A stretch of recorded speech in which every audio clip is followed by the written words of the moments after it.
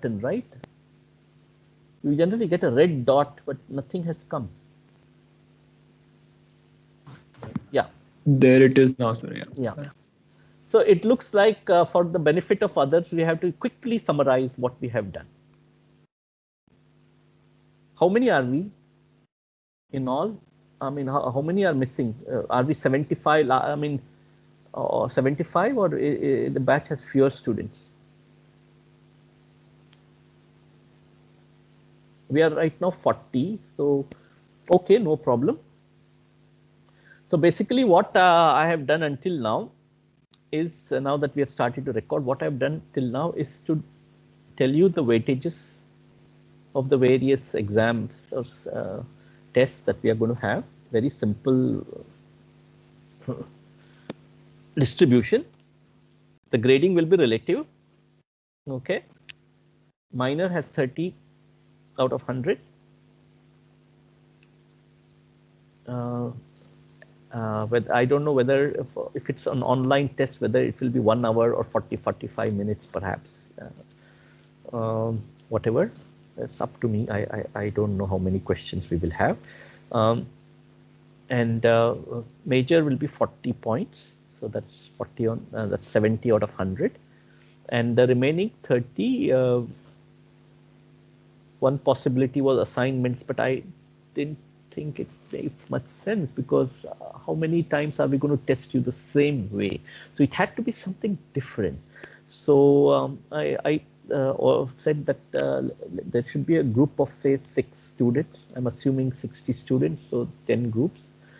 And as we progress in the course, all the material and the material gets covered, you will be able to choose a subtopic. And anyway, there's a lot of material on this available in other courses related to chemical and mechanical engineering.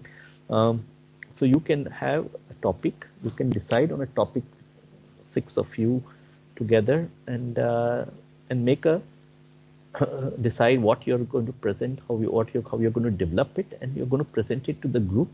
But I shall make the assessment in gradations of 5 points, okay, for the groups. But the important thing is, in the next 2 weeks, Sarthak will you have to communicate to Sarthak, your convener, who the groups are, okay, and he can then let me know, and you can finalize, you can zone in on a topic over the next month, okay, and then work on it. So that will be the remaining 30 points. Okay, so what I said is that the range, the breadth of fluid solid systems is very vast. I mean, there are just so many processing steps, whether it is in mechanical operations, mechanical separations, or in the chemical industry, where there's a movement of solid particles, a relative movement of solid particles through a fluid, or even liquid droplets through a fluid, as it happens in bubble column reactors and so on in biochemical engineering. So wherever there is a movement of solids and liquid, then it forms part of our discussion in this course, right? And I said that fluid could be gas, it could be liquid, and fluid could itself be at rest, or fluid could be flowing, because the equations of the fluid mechanics do not, they only look at it as a relative motion, so it's not a problem for us. One can give a large number of examples, such as using a precipitator or an electrostatic precipitator that's used to remove very fine, all of these micron-sized particles. That's very much in the news, or sub-micron particles that is very much in the news for environmental reasons, at least in Delhi in the winter. And all of these fumes and dusts that are removed from air by these type of precipitators is an example of a fluid solid problem. But industry has a large number of flue gases. The flue gases have a large number of entrenched solids. So that's another case of fluid solid systems.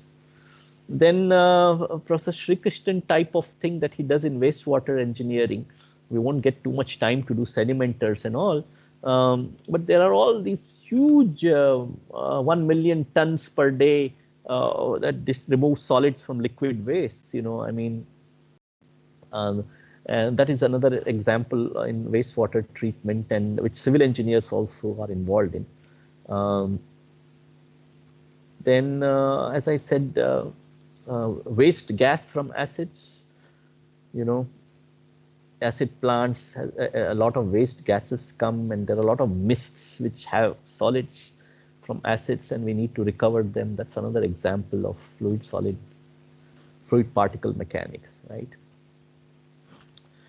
So I can also share, I just have some slides and very simple ones we need to discuss. And Coulson Richardson forms a very good textbook, but I would be happy if we can just focus on what we do in class and all the extensions that we want to do, because the books have many assumptions. As I said, in what we are going to do is start from a single particle. And I divided the course into 4 parts. First, we start with a single particle. We look at the flow around it and see how we can predict the velocities, etc., at which something is settling or something is falling or something is moving in a centrifuge. I guess you can easily extend it to those situations.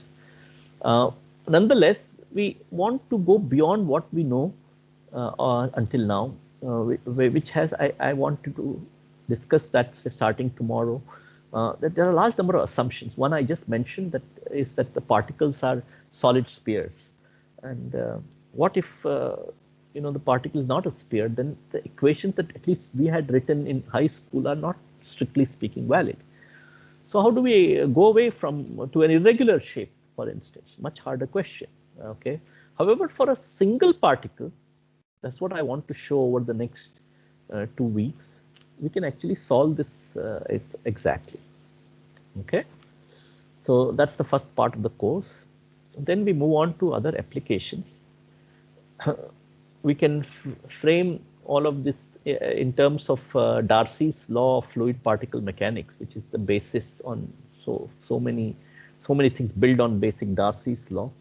And first, I thought I don't know, it can be in any order, but first I thought we can look at various filtration systems and how we apply Darcy's law, how we um, obtain the velocity through a pack through a solid filter through which liquid is we have to filter and get some throughput, um, and what sort of pressure drops we have to deal with, and what sort of devices that chemical engineers have developed to treat these problems. That's second part of the course, and that's definitely going to take us almost, at least I would think, 6 classes.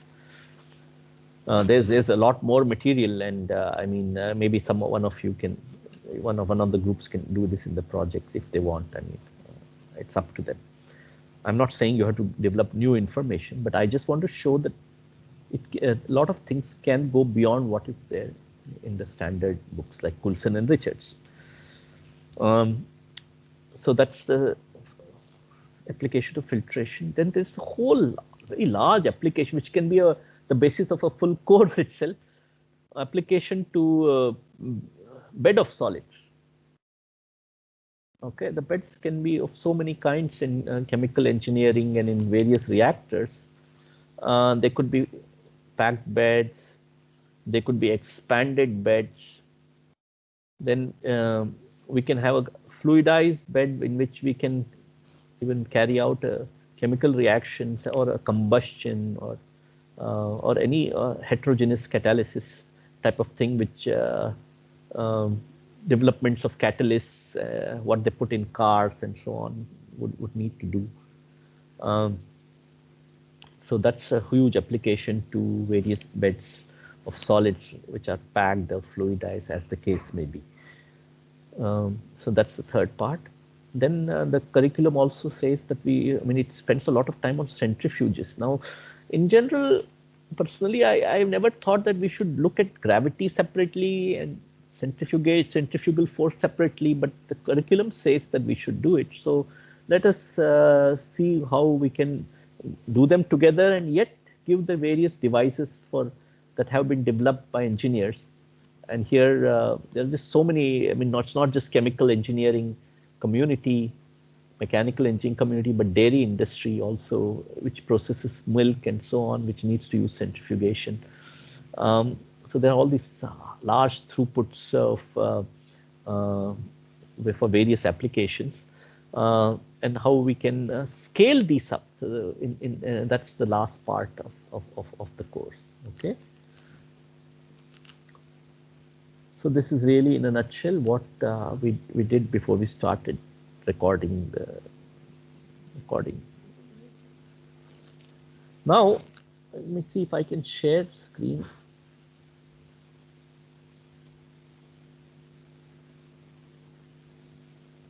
It's loading.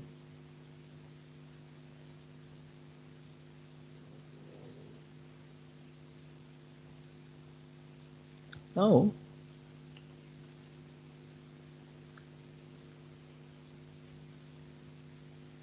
right.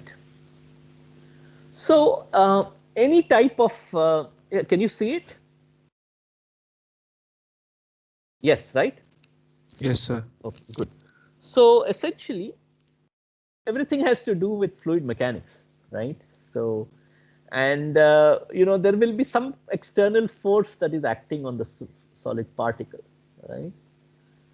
So without that force, which the simplest thing that we know from the Stokesian type of derivation that we did is the gravity, right? And basic settling under gravity in a sedimentation chamber, something moving vertically in a fluid. That's a very simple application. But actually, as I say here, the force can be based on buoyancy. It could be a buoyancy effect. And there are many cases, for instance, now when the BZ reaction that people are doing, and when you boil liquid and you have all these Bénard convection cells, that's all because of buoyancy effects. Okay, so in a completely different context, not just, it doesn't come just in fluid, in modeling, say a buoyancy force in swimming, for instance. Um, so that's another type of force we need to worry about. And of course, we can have electromagnetic effects, the electrical field. We can have, such as in um, uh, various electrically driven separations, such as field flow fractionation, or even in mass spectrometry. We have all of these traps which trap these ions, and then we apply a field, and then people design time. They model the time that is required to collect, and you have detectors of various kinds which can detect these electro-ionized sprays and particles. Okay, so but however, in our course, we are not going to look at separation or examples involving magnetic fields or electrical fields. That's out of this course. Okay, so we are only interested in gravitational forces and centrifugation. So centrifugal force, or yeah, yeah. I think that we should limit ourselves to that. We anyway won't have time to go beyond that. All right. So now what I want you to do is take a single solid particle in an infinite sea of fluid. Okay, very large extent.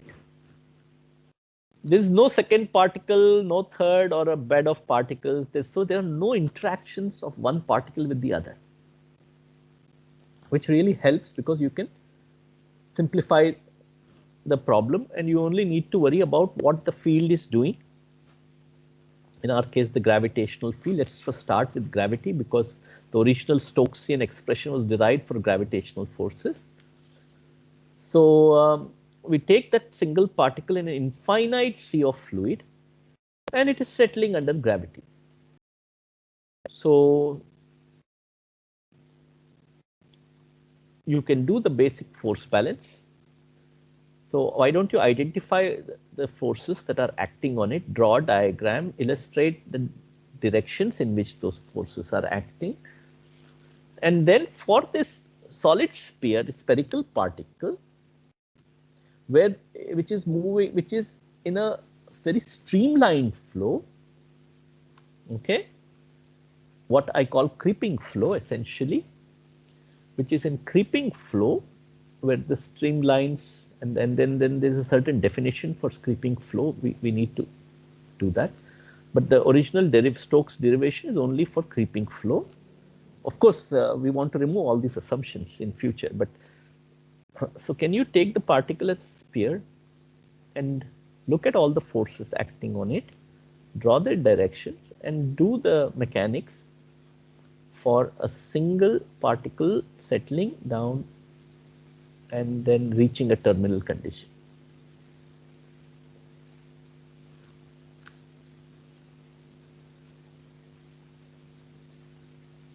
In other words, what I want you to do,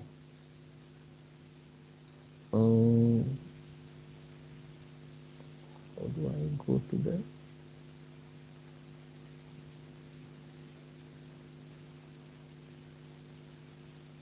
yeah.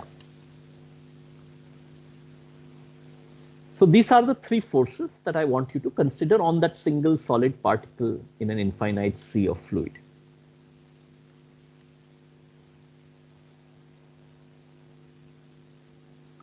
And this is all what you considered in your derivation of the Stokesian.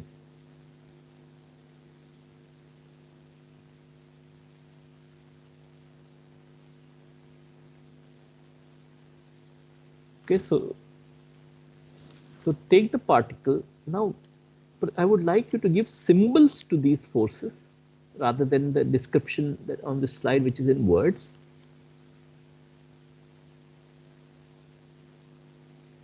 So there will be a body force or an external force, in this case, say gravity for your case. Then you know it's a spherical particle, so you know its volume, you know its area, you know everything about it.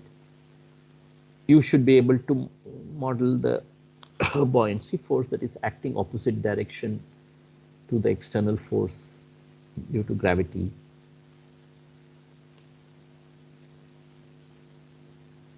And then whenever there is relative motion, and this is not only true for a macroscopic particle, this is exactly what we have even in microscopic systems. For instance, if I have to model a polymer chain uh, moving in liquid, then there again, I need to incorporate the drag force, right? So, however, here the good thing is for a sphere, the way the drag force acts is very well defined. Already you will remember it from your earlier deliberations. So that also acts opposite to the direction of flow, of movement of the particle. So do the force balance then once you have symbols for all of these forces. First write of those, and then you can, if they are all balanced, then you can sum them up to 0. And that is, and then write the expressions for each of these forces for a spherical particle, single particle, and derive the result which you had derived earlier. This is our starting point.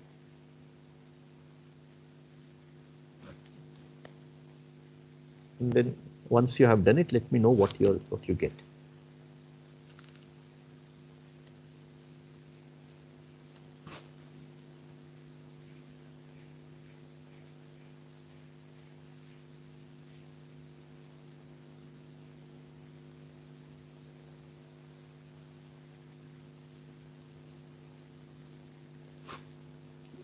By the way, you understand why we are doing this. We are doing this because we have, first of all, we have to start somewhere. Okay. So obviously it's a good idea to start from one-dimensional motion of a single particle through a fluid. Okay. One you are familiar with, and yet there are a large number of lessons for us. What we want to really identify are the many assumptions we made in making this simple derivation.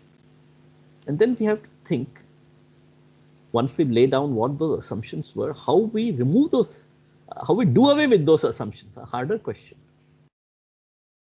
That's exactly what we do in development of all types of theories, right? We start with some assumptions, and then we see whether the previous things that were done, if those assumptions are not no longer valid, then what do we do? So once we identify what those assumptions are, then we think how we can overcome them, how we can replace them with a more general set of tenets. Then the thing we have to do is develop the mathematics here. Since it's a single particle, we can do it exactly based on analytical math. But obviously, the more as we go to a fluid bed of particles in fluid solid systems, we can solve them exactly. Well, we'll come to that after we do all of these things, right?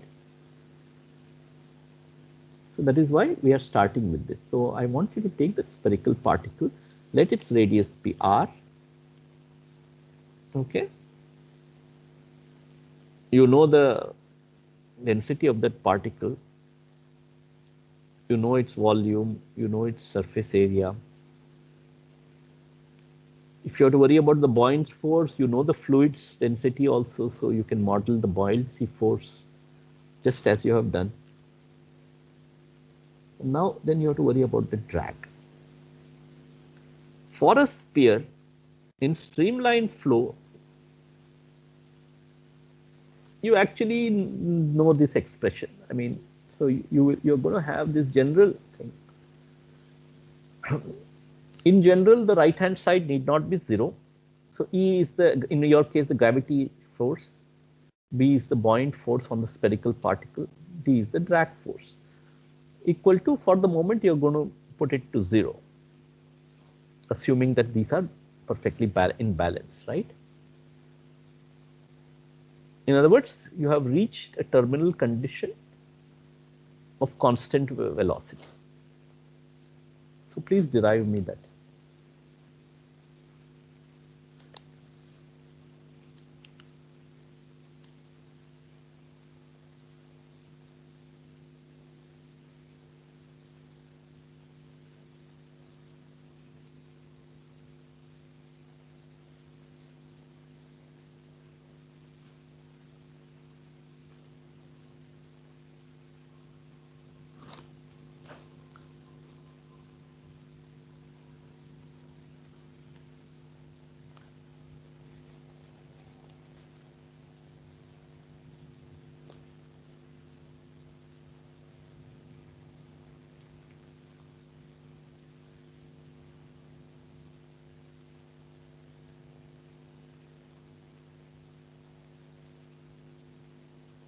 You know the volume of the particle, so you know its radius or diameter, what have you, whatever you want as a variable.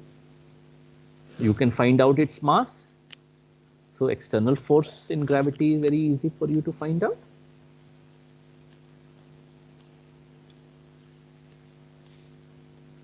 Similarly, you know the buoyant force, so you know the volume and the fluid density, so you know the buoyant force.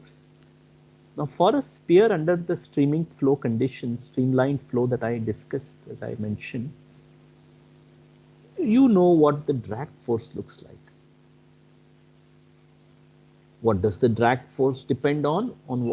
How does it scale with the size of the particle? If it is spherical particle,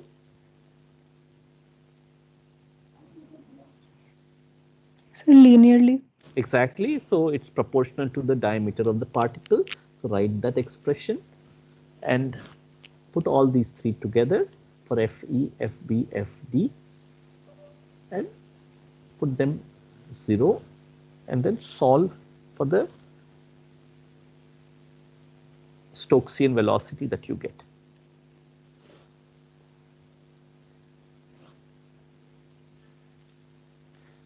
Just to jog your memory, you know this result. You know that the drag flow on a sphere in creeping flow is just 3 times pi times the relative velocity times the viscosity of the liquid surrounding the particle times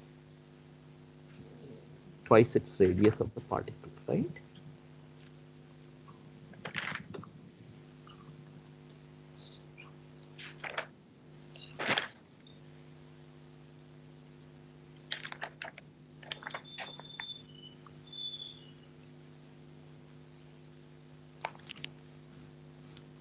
This is exactly what you had done. I think you would have done this in high school. So then you can solve for that constant velocity u final, let's call it. That is because you put the what is in the question mark here, you put that as 0, right?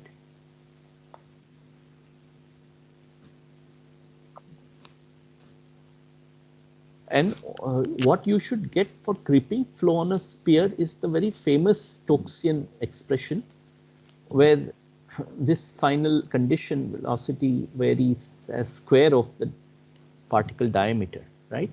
That's the very classical, well-known result derived in 1870 sometime by Stokes. So please do that. What are the other variables that come in your result? So you will get the square of the diameter, but you will also And the difference of density. difference in density because you have the density of the fluid and that of the particles, so solid particle, and so exactly, so that is another variable. So by changing that, you can change this terminal velocity. And it's also inversely proportional to the viscosity. Viscosity, that is again the very well-known result. And that again, we are going to revisit that when we do filtration with Darcy's law. Again, inversely proportional to the viscosity. It comes in all the constitutive equations. The viscosity of the medium, inversely proportional, and directly proportional to the acceleration due to gravity, because in this case, it's gravitational force that you're looking at. And the constant, very famous constant in the denominator is 18, right? So you should have the final velocity that you get is g times square of the diameter of the particle dp squared times the difference in density rho particle minus fluid rho fluid divided through by 18 times the viscosity of the fluid. Okay, so this is your very well known Stokes velocity result that you have done before. Okay, now what I want to do for next class is look at all the assumptions that we have made in doing this derivation. Okay, so let us discuss these things tomorrow. We are meeting at 12 o'clock, and let us look at all the idealizations that we have, and then let us think what we need to do. How, suppose I want to get rid of these assumptions or remove these approximations, then what do we need to do? So let us discuss all of that tomorrow, and then next week let us see how we should go about removing these assumptions one by one. All right. So on these lines, we shall proceed, and this is we are still in the first part of the course, and let us see how we get on. Sarthak, you will at your time, no hurry, take your time, just get the class to make groups of 6. All right, so I'll just share a sheet and let them fill it up Fine, with wonderful, how wonderful. whatever.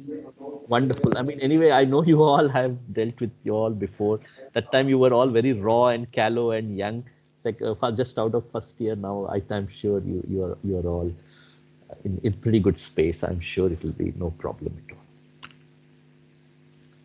All right. Wonderful. We meet tomorrow at 12. We meet tomorrow at 12. Okay.